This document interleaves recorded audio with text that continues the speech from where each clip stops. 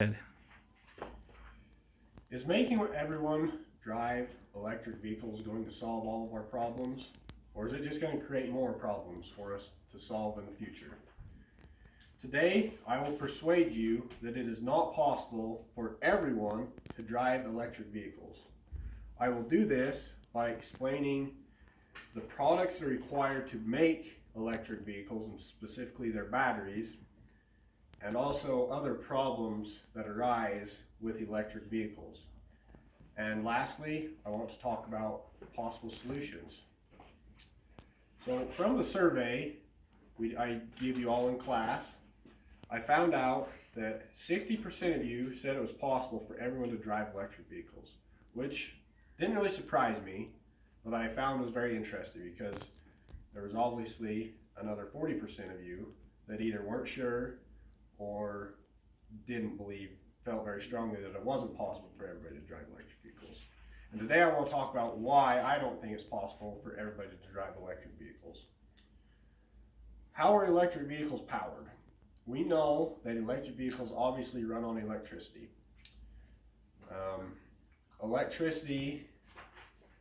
Currently, and in order for the electric vehicles to run, they require electricity to power a battery. These batteries are made of lithium and other products. From a website that I found, it was actually an article from the New York Post. It said, it quoted Professor Richard Harrington, and he is a scientist in the Natural History Museum in England. And he did a study in the UK and found that in order for the UK to go all electric, it will take 2 times the amount of the world's cobalt production, the entire world production of neodymium, and 3/4 of the world's lithium production, and half of the world's copper production. Now, the copper production, the article stated, is fairly easy to get. There's quite a few copper mines throughout the world.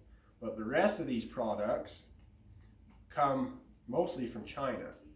And if England is going to require that many materials to make electric cars just to power all the vehicles in their country, which I know from experience, people in England drive less than people in America and there are less cars on the road, that already presents a problem with there not being enough naturally occurring earth metals to produce the batteries needed to power these electric cars. So this is the first problem that I see.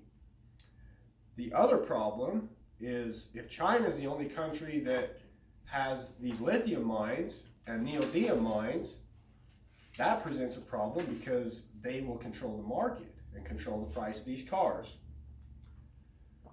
So some of the other economic impacts that come with this is, besides having a hard time finding where these elements come from, what the process that it takes to mine these elements and get them out of the ground into a state where they can be used for batteries is challenging. And not only that, it produces as much harmful pollutants into the atmosphere as would driving cars. And so you have to really weigh the options there. Other problems that arise with electric vehicles are driving range.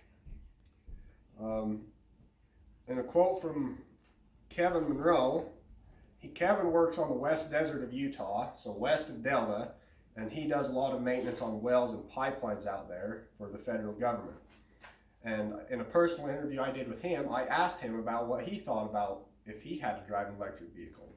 And he told me he doesn't know how it would work because there's a lot of days where it takes him 3 hours on dirt roads and he's traveling 200 miles to get to one project. And if electric vehicles only have a range of 200 miles, which they're going up, that still doesn't give you enough range to get to the project and back to Delta to get fuel. You already have to get fuel before you leave Delta, and by the time you get back, you're rolling in there on fumes.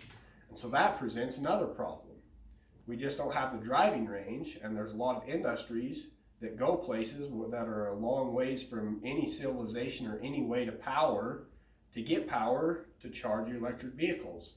At least with a gas-powered pickup or semi, you could have a transfer tank or something in the back of your truck and fill your truck up with diesel. And the biggest problem that I've found is the renewable energy.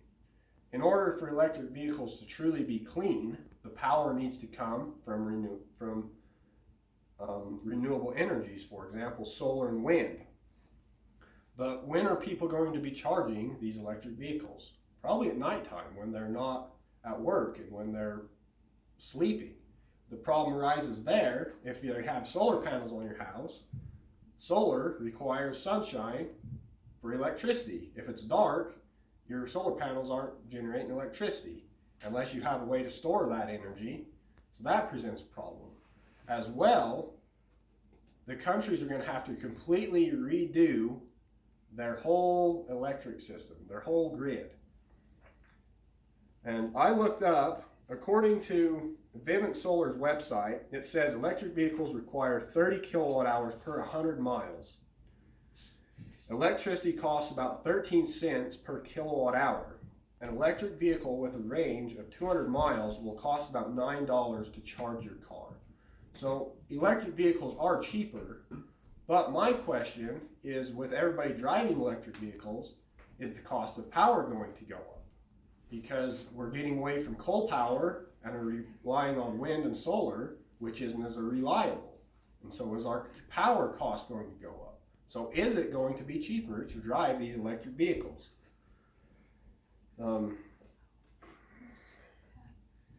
Some other problems with it is if we go completely away from gas powered and petrol powered cars, we have a loss of mechanics. We have loss of jobs such as the oil field. If we're not producing oil to get gas, there's a lot of jobs lost there, as well as manufacturing to build those cars. So what is the solution? I think electric cars and electric vehicles are a great idea for people who commute short distances and who drive in the city a lot. Myself, I've grown up on a farm and ranch, and I've spent a lot of time working on the West Desert, and it just isn't a reliable source when you're going a long ways in the middle of nowhere. You can get stranded pretty easy, and there's not even cell phone service. It can become kind of dangerous and scary. So that's what I think the solution is. I think electric vehicles are good in some situations, but I don't think we should require everybody to have to drive electric vehicles. So in conclusion, you now know why it's not possible for everyone to drive electric vehicles. I've explained this to you by telling you how electric vehicles are made, the problem with electric vehicles, and the solution.